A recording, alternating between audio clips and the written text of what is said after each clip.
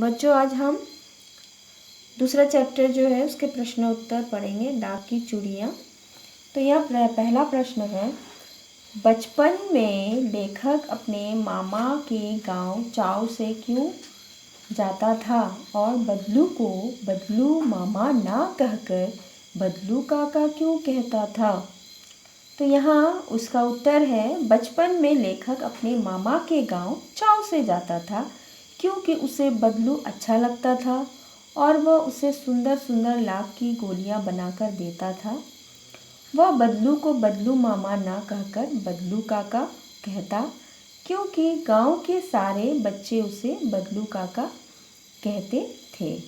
तो इसलिए लेखक भी उन्हें बदलू काका कहता था।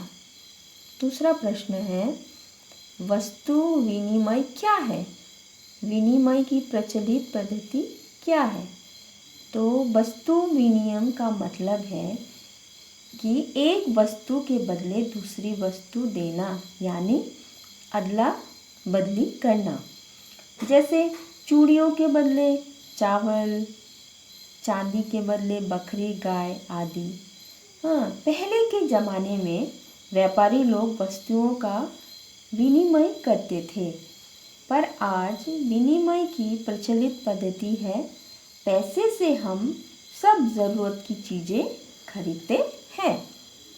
तो तीसरा प्रश्न है, मशीनी युग ने कितने हाथ काट दिए? इन पंक्ति में लेखक ने किस व्यथा की ओर संकेत किया है? तो यहाँ इसका उत्तर होगा, मशीनी युग ने कितने हाथ काट दिए। इस पंक्ति में लेखक इस व्यथा की ओर संकेत किया है कि आज आधुनिकता का ज़माना है, हर और मशीनों ने कब्जा कर रखा है। मशीन की वजह से लोगों को कई चीज़ें सस्ते में मिल जाती हैं, इसीलिए वे हाथ से बनी महंगी चीज़ों को उतना महत्व नहीं देते। अतः इससे कई लोगों का रोजगार छिन जाता है। जैसे गांव में कांच की चूड़ियाँ आ जाने पर लोगों ने बदलू से लाख की चूड़ियाँ खरीदना छोड़ दिया। तो यहाँ चौथा प्रश्न है कि बदलू के मन में ऐसी कौन सी व्यथा थी जो लेखक से छिपी ना रह सकी? तो यहाँ बदलू के मन में यह व्यथा थी कि आज उसका काम बंद हो गया है। उसकी बनाई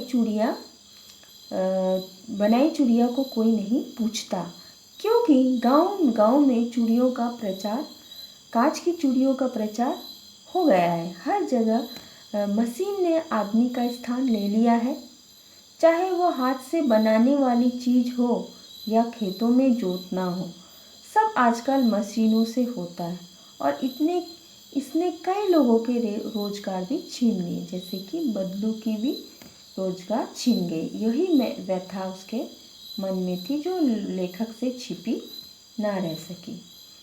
पांचवा प्रश्न है, मशीनी युग से बदलू के जीवन में क्या बदलाव आया? तो मशीनी युग की वजह से बदलू के जीवन में कुछ बदलाव हुए। जहाँ उसकी चूड़ियों की मांग बहुत थी, आज मशीनों की वजह से कांच की चूड़ियों ने जगह ले लिया और उसको पूछने वाला कोई नहीं था। वह मशीनी युग से हार तो गया था, पर हार कर भी वो नहीं हारा, क्योंकि जब जमींदार की बेटी की शादी पर उसकी बनाई चूड़ियों के दाम नहीं मिले तो उसने नहीं बेचे, वह अपने स्वाभिमान में रहा। तो इस तरह से प्रश्न हो गए और आपको करने के लिए प्रश्न है, जैसे आपने मेले बाजार आदि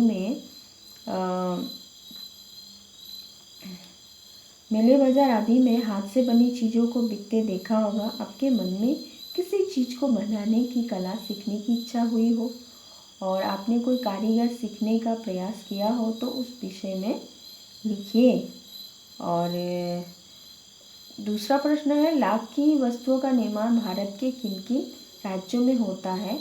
लाख की चूड़ियों के अतिरिक्त क्या क्या चीज़ें बनती हैं, ज्ञात कीजिए। तो ये आप थोड़ा सर्च करके देख लीजिएगा, आपको मिल जाएगा।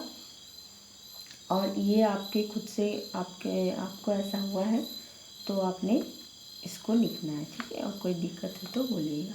धन्यवाद।